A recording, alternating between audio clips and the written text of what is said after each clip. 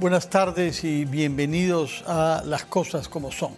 El día de hoy, el embajador peruano ante la OEA tomó la palabra en el marco de la asamblea del Consejo Permanente de la OEA, es decir, el conjunto de los 34 embajadores que forman parte de este organismo multilateral del continente americano. Y lo hizo naturalmente para rectificar algunas afirmaciones que había hecho el día de ayer el presidente colombiano Gustavo Petro, quien se halla de visita en los Estados Unidos y quien sostuvo que en el Perú se había violado flagrantemente la Carta Interamericana y los principios de la democracia de nuestro continente al destituir a un presidente con un procedimiento precipitado y ponerlo preso sin que haya condena. El señor Petro ya había sostenido afirmaciones de ese tipo en varias oportunidades. Esta vez lo ha hecho en territorio norteamericano, si bien en el marco de la sede de la OEA. Vamos a conversar sobre este punto con un internacionalista como es Farid Kajat, profesor de la Universidad Católica, para que nos dé el punto de vista no solamente sobre el incidente de hoy, sino sobre la política general que el Perú lleva a cabo para prescindir naturalmente de los que distorsionan la realidad y legitimar nuestro Estado de Derecho. Vamos a escuchar parte de la intervención del embajador peruano ante la OEA, Gustavo Adriancén.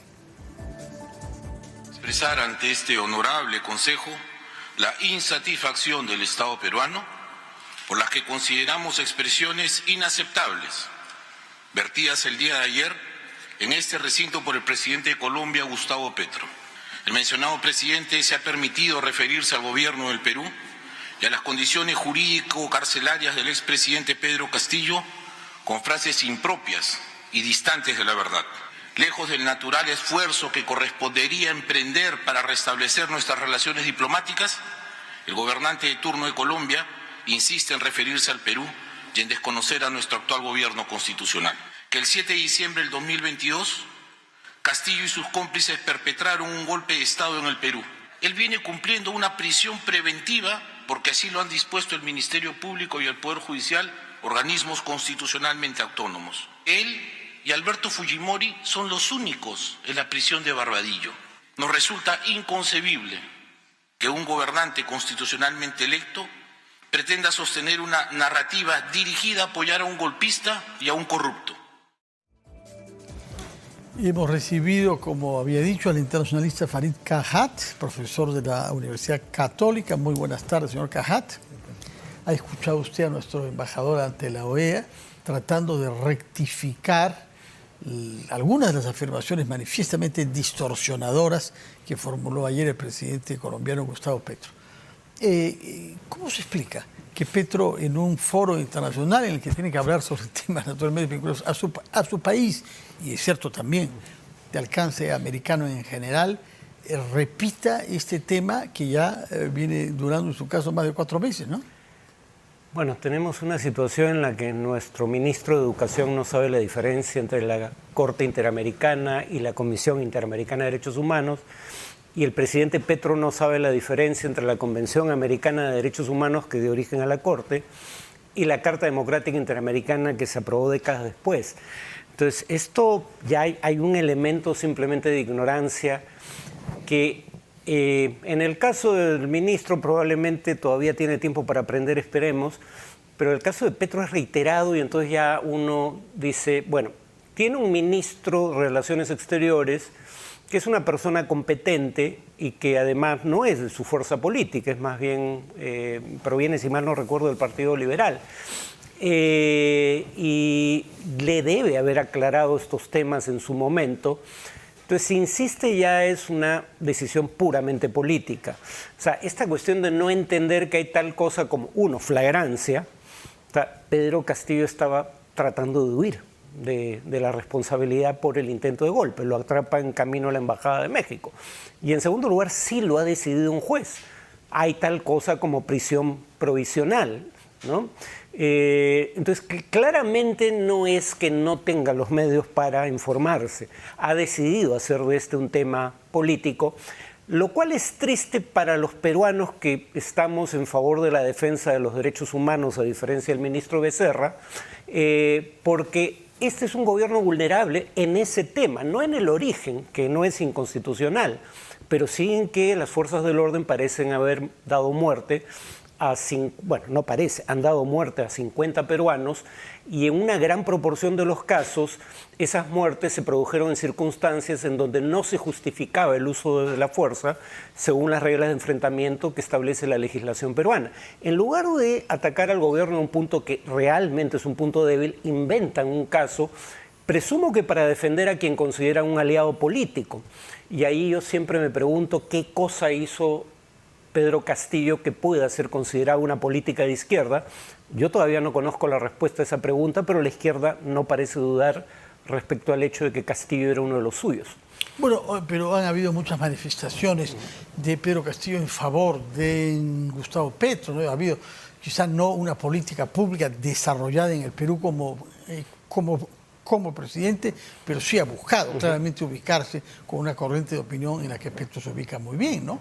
Ahora, lo que llama la atención es que países como Cuba, que durante muchas décadas ha sido el hegemónico de todo lo que ha sido corriente de izquierda, esté un poquito callado respecto del tema, ¿no? Es cierto que han tenido elecciones presidenciales, en estos días nadie se ha enterado, pero en fin, han habido elecciones presidenciales, por muy artificioso que parezca eso. Pero llama la atención la actitud de Cuba relativamente callada. A ver, ¿cuál es el eje de la crítica equivocada? Pero ¿cuál es el eje de la crítica de López Obrador y Petro?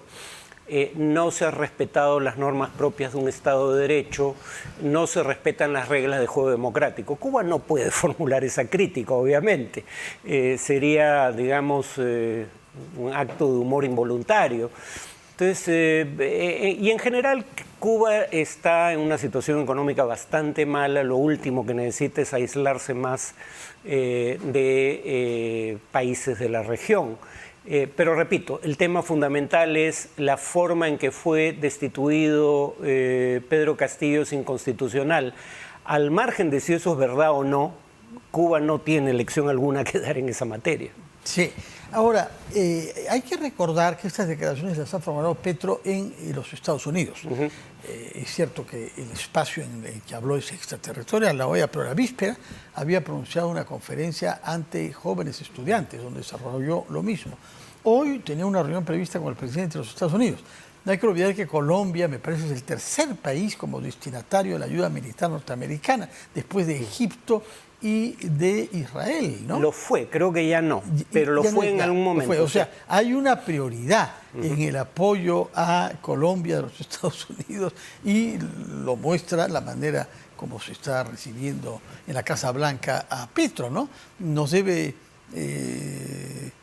llamar a reflexión. Sí, pero no porque Colombia sea un país de las dimensiones de Brasil como potencia económica o militar, y claramente no por alineamiento político con su actual gobierno. El tema era el tema del narcotráfico y la insurgencia. En el tema de la insurgencia, la mayor parte de las FARC se han desarmado y el ELN está en negociaciones para hacer lo propio. Entonces, ese que era un tema que ayudó a explicar el Plan Colombia y el hecho de que Colombia se convirtiera efectivamente a inicios de siglo en el tercer receptor mundial de ayuda militar estadounidense, únicamente después de Israel y Egipto, no es un tema tan importante. El tema del narcotráfico sí es un tema importante, pero la paradoja es que Estados Unidos le da menos peso. Por un lado, porque una parte insignificativa de la producción regional va ahora a Europa, va en menor proporción a Estados Unidos y en mayor proporción a Europa, pero además en esa materia hay esta idea de que el recurso a medios militares no es probablemente el mejor medio para resolver el problema del narcotráfico. Y un contexto en donde en Estados Unidos se está probando ya no el uso medicinal de sustancias como la marihuana, sino incluso el uso recreativo. Es difícil que mientras tú legalizas el consumo de sustancias que antes eran ilegales o cuando menos lo despenalizas, sigas pidiendo el mismo tipo de políticas represivas o de uso de defoliantes que se pedían para los países productores en décadas pasadas. Ahora, el incidente con la fuga del feminicida venezolano a Colombia ha puesto de manifiesto que no podemos pelearnos con nuestros vecinos. Necesitamos los unos a los otros. Hoy le ha tocado al Perú pedir la colaboración de la policía colombiana. Tengo entendido que en el caso del asesino del Sereno en Surco, es la policía venezolana la que ayudó a identificar la identidad de la persona y también hacer saber que tenía un prontuario en Venezuela. Es decir, hay una colaboración y es bueno que así sea, ¿no? De manera que ese viejo adagio, no hay que pelearse con los vecinos, uno nunca escoge los vecinos que tiene. ¿Cómo se puede vivir pese a la reiterada actitud, no solamente de injerencia, sino de distorsión y de falsedad, ¿no? De Petro y, hay que decirlo, de México también, ¿no? A ver, lo que hizo el gobierno estaba dentro de lo posible. No es que el gobierno tomó una decisión totalmente fuera de lugar.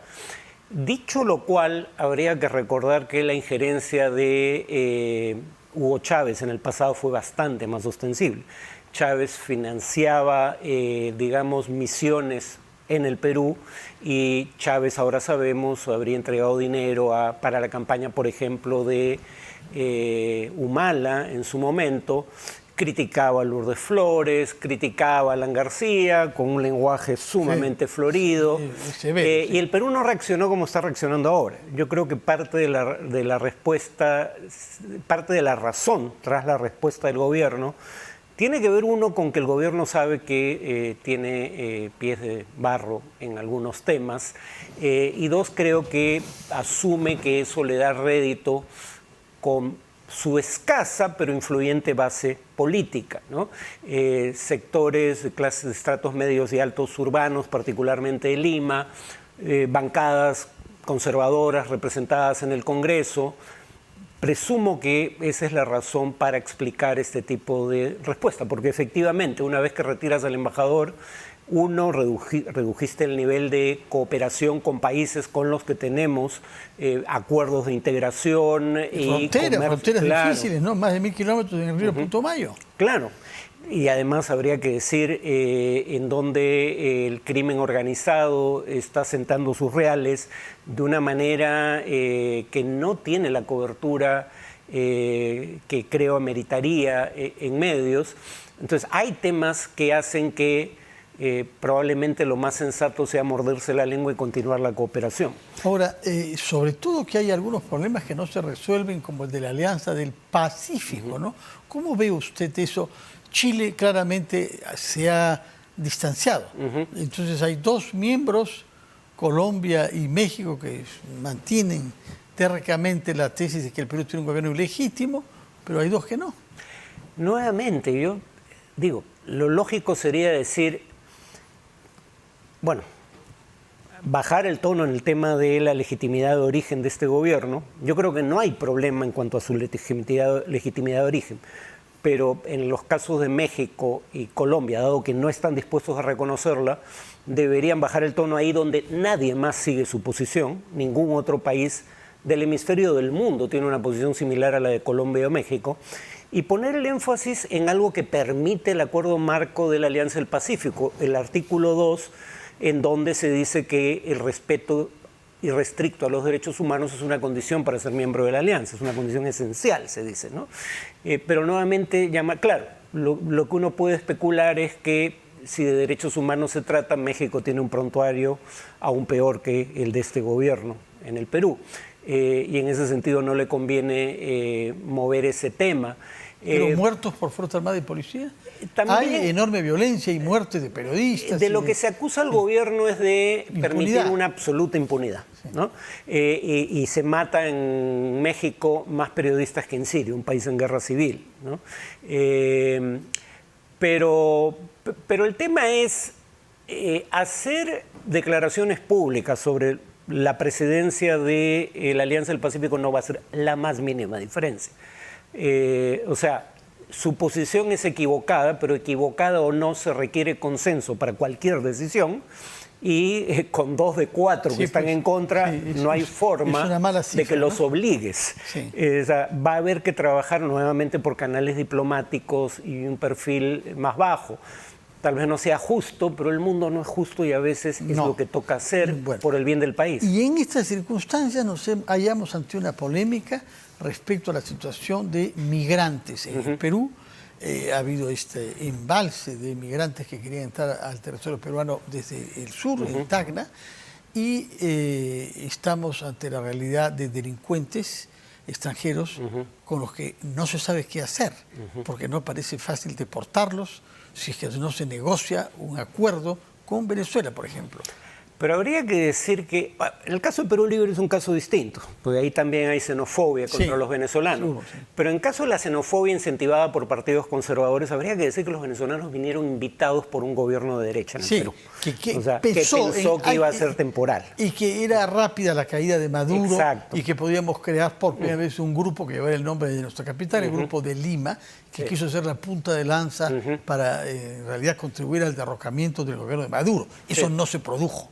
Hace ya más de 6 años que está claro que Maduro demostró mucho más resistencia que los presidentes que hubo en el Perú entre tanto. Sí, que es lo que yo siempre supuse, pero bueno, en todo caso fueron invitados por el gobierno y está ocurriendo lo que muchos también temíamos.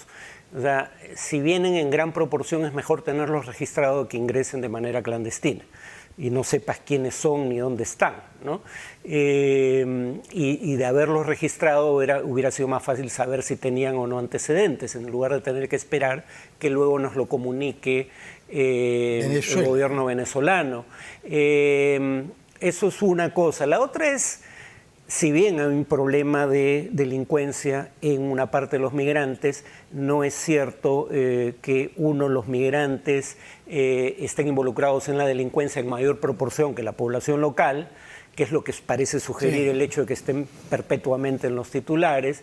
Y dos, tampoco es cierto, como se ha alegado, que los migrantes reciben más de fondos del Estado que lo que aportan a la economía. Hay estudios como uno del Banco BBVA que claramente establecen lo contrario. Hay un artículo en el sentido de Javier Portocarrero, ¿no? El coordinador del Centro de Investigaciones Económicas y Sociales, además, que aportó cifras de fuentes internacionales muy interesantes. Pero ¿qué se puede hacer cuando se establece que hay personas que han cometido acá delitos, que viven en la ilegalidad desde hace años? ¿Hay manera de expulsarlos? Eso es un tema que debería responder un abogado, pero tengo entendido que sí. Y ahí está nuevamente la importancia de tener buenas relaciones con el gobierno, o por lo menos tener relaciones lo más normales posibles, porque finalmente el gobierno al cual querrías deportarlos tendría que estar dispuesto a recibirlos. Recordemos que una de las razones por las que no se rebajó no se rebajó en lo general el nivel de las relaciones con Venezuela, era, por ejemplo, porque los exportadores peruanos estaban teniendo problemas para cobrar sus acreencias y sin negociar con el gobierno venezolano, y además el gobierno de facto, pero gobierno al fin de Maduro, no había cómo lograr el pago de esas deudas. Perú reconocía a Guaidó, pero Guaidó no ejercía el gobierno, más allá de quien tuviera el derecho a hacerlo. Pero el punto es que fuimos suficientemente pragmáticos como para, pese a los exabruptos de Chávez, que eventualmente cesaron, darnos cuenta de que había problemas en la relación bilateral que requerían cooperación y que no se iban a resolver si entrábamos a un proceso de dimes y diretes con Hugo Chávez, en el que ciertamente no íbamos a prevalecer. Sí. En estas circunstancias, el presidente brasileño Lula, que es un hombre con mucha experiencia, ha sido 2 veces presidente antes, ha iniciado una gira internacional, ha realizado una gira internacional distanciándose un poco de los problemas en nuestro, digamos, espacio chico y queriendo jugar un rol de intermediario entre China, por una parte, y otros actores de Rusia, y ha adoptado palabras en buena cuenta bien hostiles hacia la política exterior norteamericana, ¿no? ¿A qué está jugando Lula, que sobre el caso peruano ha sido de una discreción destacada, ¿no? Sí, solo dijo cuando todavía era presidente electo, pero no en ejercicio, que lamentaba que las cosas hubieran terminado como terminaron para el gobierno de Castillo, pero que entendía que la transición había sido constitucional hacia el nuevo gobierno. Hasta donde recuerdo. Diplomacia típica brasileña, realismo y profesionalismo. Sí, sí. Pero por otro lado, los brasileños deberían entender que, por mucho que lo repitan, no son el país más grande del mundo. Y uno, si quiere ser parte de la solución en conflictos como el de Ucrania, tienes que tener capacidad de interlocución con actores como Estados Unidos y sus aliados de la OTAN. Pero si ni siquiera eres una potencia del nivel de China, uno, y dos, tienes una actitud hostil hacia las potencias occidentales, la probabilidad de que escuchen lo que tengas que decir es francamente infinitesimal. Ya lo intentó en su anterior gobierno y fracasó estrepitosamente. Junto con Turquía y lanzó una iniciativa para resolver el problema del programa nuclear iraní y entre las potencias occidentales no recibió ningún eco. Eventualmente se alcanzó un acuerdo, sí, pero no tuvo nada que ver con la iniciativa brasileña. Sí. Ahora, para terminar, las relaciones con la Unión Europea tienen que tomar en cuenta el discurso severo que ha pronunciado ayer ante el Parlamento Europeo el responsable de la política exterior y de seguridad de la Unión, es decir, Josep Borrell. Él ha justamente dicho lo que usted precisaba al principio, no ha cuestionado la legitimidad de origen del gobierno peruano, pero sí ha lamentado que no hay una explicación clara, que no se estén tomando los medios. Eso es lo que él dijo, el señor Borrell. Estamos hablando de unos grandes diplomáticos del mundo de hoy, que se espera del Perú una reacción mucho más decidida en ese sentido. Hay que tomar muy en cuenta nuestros vínculos con la Unión Europea. Pero esa es una posición que tienen además Estados Unidos, el Reino Unido, no solo la Unión Europea. Salvo que ahora alguien diga, como haría Trump, que el gobierno de Estados Unidos es socialista, son democracias capitalistas, son países aliados con los que tenemos relaciones muy estrechas. Dos de nuestros mayores socios comerciales, la Unión Europea y Estados Unidos, fuentes importantes de inversión extranjera en el Perú y de cooperación interestatal. Sí, habría que prestar atención a lo que dicen, pero ahí eso reitera un poco lo que decía, ¿no? Este gobierno responde altaneramente a un tema en el que sabe que está sobre terreno firme, porque fuera de la región nadie apoya las posiciones de México y Colombia, pero cuando le tocan el punto débil, que es derechos humanos, ahí hace mutis por el foro. Farid Cajat, muchas gracias por aportar sus luces como internacionalista. Que tenga usted muy buenas noches. Vamos a establecer